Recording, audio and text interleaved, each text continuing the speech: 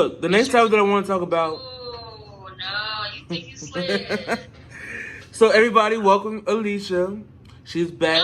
No, you can't do that. You just call me, show you the green screen, but now you're being real slick. And I don't like slick stuff. I have to get ready for work. I gotta leave out at 2 o'clock. You calling me to talk about the show when I was off all day yesterday. Girl, no. Stop that, bitch, because I called you on every break. You did not answer. Are you hung up, bitch?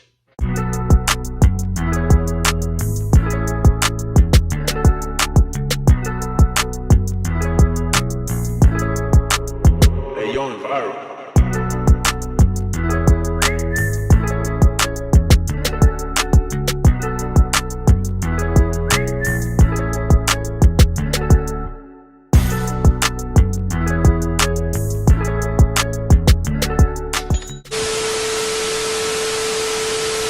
Everybody, welcome back to another episode of HonesTEA with your boy John. Let's get right into these topics, you guys. So Eva, the boring diva, has finally got fired from Housewives. Eva said that she quit the show, but in actuality, she really got fired. I'm glad she got fired because she was boring as hell. Eva didn't bring anything to the show other than her finances, girl. Like, we know you're broke. You couldn't afford a house, couldn't afford that expensive Bravo wedding. Everything was coming out of Bravo's pocket. I'm glad she's gone because the Real Housewives of Atlanta wasn't your type of show. I could see you hosting like a modeling show. Like if you and Cynthia was to like do the new Next Top Model or something like that would be dope. Housewives wasn't for you. I think you used the Housewives to get the wedding that you wanted, and I think you used Housewives so you could finally buy you a house. Other than that, girl, like I said, I'm glad you're gone. You don't deserve to be on the Housewives. You were very, very boring and broke. So Raven-Symone is married. I am so happy for you, Raven. You deserve all the happiness in the world, especially because you brought so much happiness and laughter to me and to everybody else in the world. I don't know wifey like that, but obviously she makes you happy, and I'm glad she does. You better make sure that Raven-Symone is happy before I snap on your ass. Marriage is such a beautiful thing. You deserve all of the happiness in the world, Raven. So LisaRaye is pressed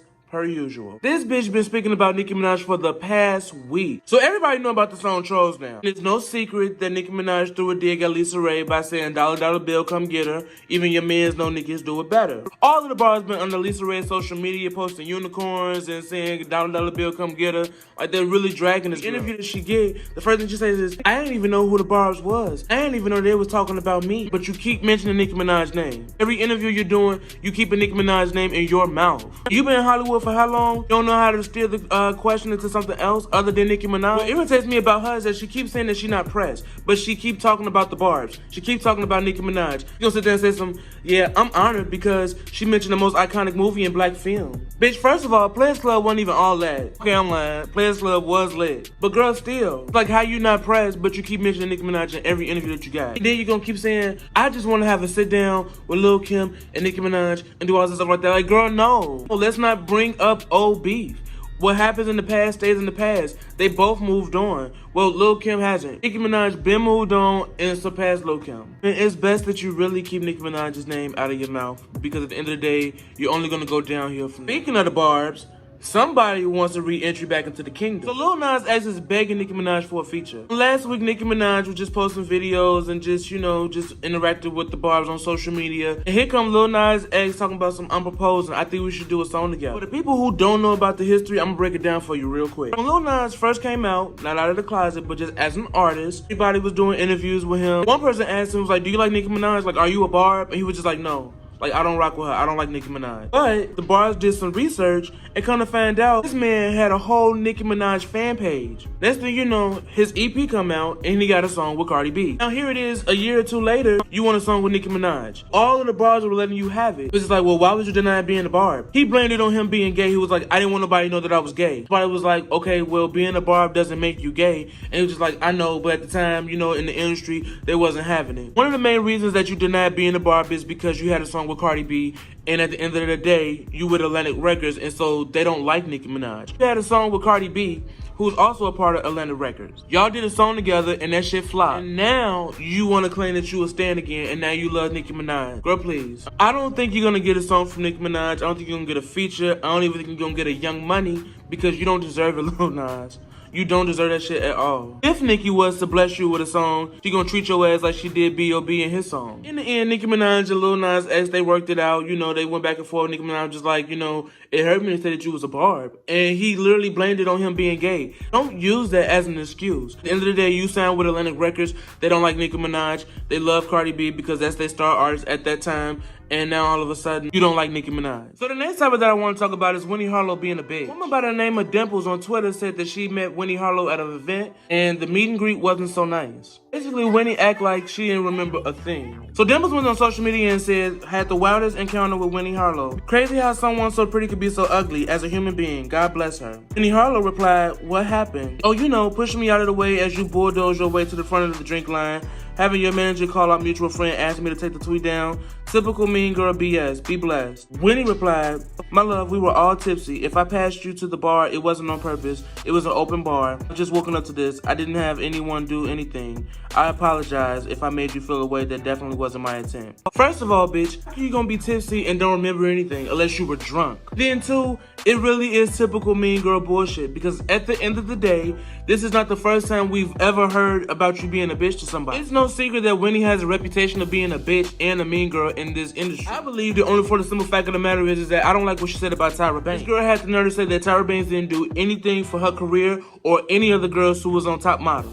And that's not true. At the end of the day, in order to be a model, you have to go and you have to book gigs, correct? So if you're not booking gigs, that's not Tyra Banks' fault, bitch. That's yours. And that goes for anybody who was on Top Model who feel like Tyra Banks didn't do anything for their career. Because let's just be honest. Look at Eva. Eva was booking gigs. She was on CoverGirl for a minute. She's on the Ricky Smiley Morning Show. And she was on the Real Housewives of Atlanta. But you, Winnie, you got gigs too. You just not making it that much, but it ain't Tyra's fault. So what that you got stuck at industry parties and that's all you good for? Bitch, if you had a change of attitude, maybe you would be on the cover somewhere. At the end of the day, this isn't the first time of us hearing that you were a mean girl, and this definitely won't be the last time. The next topic that I want to talk about is Raz-B's sexual assault allegations. So back in the day, Raz-B accused Marquise Houston and their manager Chris Stokes of molesting all of the members in B2K. Raz-B came out with these allegations. Everybody made fun of him. Everybody was laughing at him. Even the members of B2K felt some type of way and they got mad at him. And at the moment they kicked him out, it really caused them to actually break up. The reason why this is mentioned now is because Marquise Houston is engaged to his fiance who's 19 years old. He's 39. The reason why they're bringing this up now is because when she turned 18, a week later, they finally announced that they were together. Come to find out, the person that Marquise Houston is engaged to is Chris Stokes' daughter. I think as black people, we feel Raz-B. Men who get sexually assaulted are never taken serious. I feel so bad for Raz-B. I feel so bad for everybody in B2K because the entire time they were being molested and we didn't even know anything about it. When Raz-B took up for everybody and said like, hey, Chris Stokes was raping us, Chris Stokes was molesting us, Marquise Houston was molesting us, oh Marion, your brother is molesting me. And everybody was just like, no, we don't believe it. And even if they did know because they were a part of it, you know, they were just like, come on, let's not speak about it. And I get it because it's something that you don't want to talk about, especially as a man, because a man molesting another man, it has to be devastating. It's not common for a man to be molested, but it happens all the time. So when you hear about it, just be like, really? When you think about Terry Crews saying that he got sexually assaulted, he's a buff-ass man. You know what I'm saying? Like, how does man get sexually assaulted? He big as hell, but it happens. And as you just like look through pictures, like old pictures of B2K, you could just tell that Raz-B was unhappy. That man looked super, super sad. And I feel so bad for him. Really sad. Raz-B is coming out with a documentary called 12 Steps to Healing or something like that. He deleted it off his Instagram, so I don't even have the picture for you guys. But he's coming out with a documentary, and it's about what happened with B2K. And I think this is something that we all need to see. You know, Marion, you're going to have to get over it because, yes, Marquise Houston is a child molester. And he's with Chris Stokes' daughter as revenge for Chris Stokes doing whatever he did to y'all. So I don't know what the issue is, but you're going to have to get over it. And I can't wait to see what happens. So the next topic that I want to talk about is the transgender woman getting killed in Chicago. So 18-year-old Orlando Perez shot and killed this transgender woman in Chicago. Her name is Selena. Basically, they was getting ready to mess around, and Selena brought him back to her crib, and she was just like, hey, before we even get started, just know that I was born a man. He gets mad, and he curses out, he do whatever he did, and he leaves. This man comes back and he kills her. Then he leaves the apartment, and then this man comes right back and starts shooting at her lifeless body. This story is so sad. I really didn't even want to talk about it, but it's important to talk about it because our trans women are getting killed. Gay people are slowly but surely are dying off, and it's not because of HIV. It's not because of AIDS. It's because of people in the world who don't want to accept us. If you don't like it, then move around. But you don't gotta come and attack me. Shit, if I tell you like I'm gay or whatever, and you sit there and you want to curse me out or call me a fag, whatever, fine. I'll curse your ass right the fuck back. But at the end of the day, that don't mean you go try to put your hands on me, because for one, I will fuck you up, and then two, you ain't gotta try to do no damage to me. You don't have to kill me. You guys gotta know what type of down low man that you're dealing with. Messing around with somebody who's on the low, you can see signs. You gotta see the signs. You have to pay attention to that because you never know what the outcome's gonna be. These men are so ruthless that it gets to the point that after y'all get done messing around, they shoot you. Please, if you're a part of the LGBTQ community, be safe. Please be safe. Especially if you're going to mess with somebody that's down low. Because you just never know what their real intentions are. My best friend, when he would go mess around with somebody that's on the low, he would literally send me his location, be like, I'm right over here, so if anything happened to me, just know I was there. Whoever that you cool with, you let them know like, hey girl, I'm finna go mess around with this person, or hey girl, I'm finna go mess around with that person. Here's my location, I'm finna be at this spot, X, Y, and Z. And if they don't show up the next day, they can call the police and say, he said he was at this spot, he said he was at that spot. Be safe. Please be safe. So the last topic that I want to talk about is RuPaul's Drag Race. I want to talk about Alexis Mateo being a bitch to Miss Cracker. Now, I love me some Alexis Mateo from season 3, but girl, you really are doing the most. So on last week's episode, everybody was mad at Miss Cracker because they thought that she was using the strategy to get in Angina's head about the competition.